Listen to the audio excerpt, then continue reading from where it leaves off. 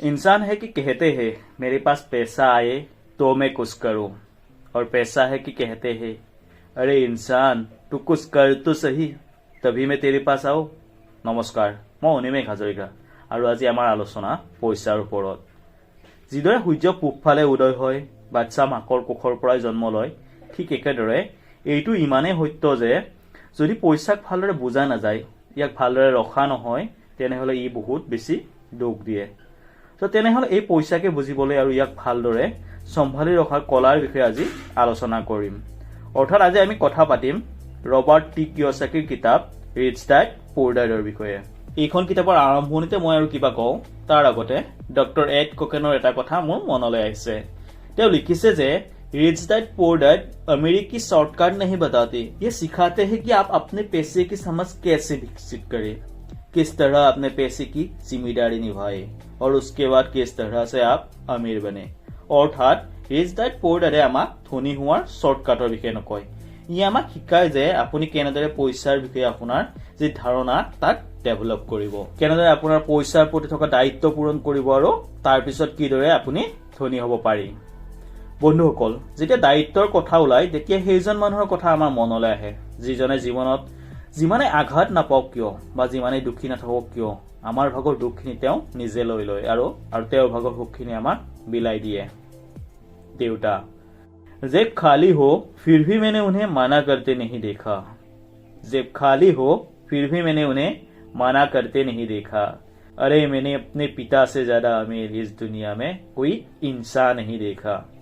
Robert T কিয়সাকি এই দেউতাকে ধ্যানত ৰাখি আৰু তেওঁকে main character of the story বনাই আমাক জীৱনৰ বৰ্তমান জীৱনৰ আটাইতকৈ প্ৰয়োজনীয় লেচনটো পঢ়াবলৈ চেষ্টা কৰিছে, হুইচ ইজ মানি বা পইচা। আমি সৰুৰে পৰাই অৰ্থাৎ যেতিয়াৰ পৰা পঢ়া কি বস্তু, কম্পিটিশ্যন কি বস্তু গম নাপাওঁ, তেতিয়াৰ পৰাই ডাঙৰ হোৱালৈ কেৱল মাৰ্কৰ পিছতে দৌৰি থাকোঁ। আমাৰ যিটো এডুকেশ্যন পেটাৰ্ণ হয় তাত সৰুৰে পৰা ডাঙৰ হোৱালৈকে এইটোকে শিকোৱা হয় যে পঢ়া পঢ়া পঢ়া আৰু বেছিকে পঢ়া, আৰু এটা লেভেল পোৱাৰ পিছত বা এটা বয়স পোৱাৰ পিছত ডিচাইড কৰা যে এতিয়া কি কৰিব লাগিব।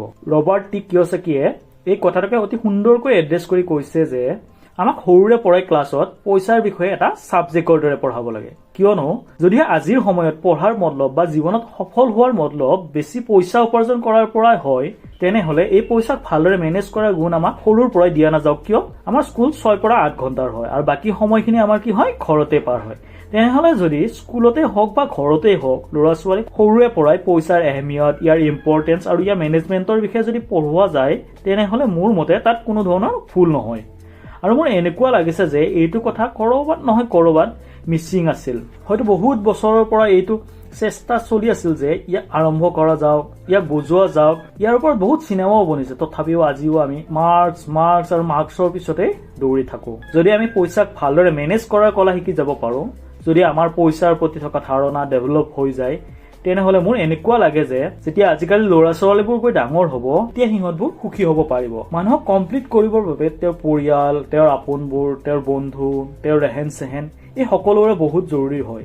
আৰু এইটোও ক'ব নোৱাৰি যে পইচাই সকলো, কিন্তু এইটো সঁচা যে সকলো পাবৰ বাবে কি হয় পইচা ইম্পৰ্টেণ্ট হয়। Money is not everything, but to get everything money is important. Rich dad poor dad, one of the best book I have ever read on finance. So মই ভাবিলো এই কিতাপখন মই আপোনালোকৰ মাজলৈ লৈ আহোঁ।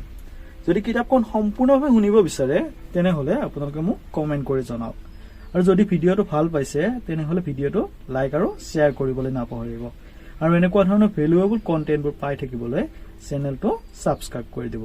আজিলৈ ইমানে, ধন্যবাদ।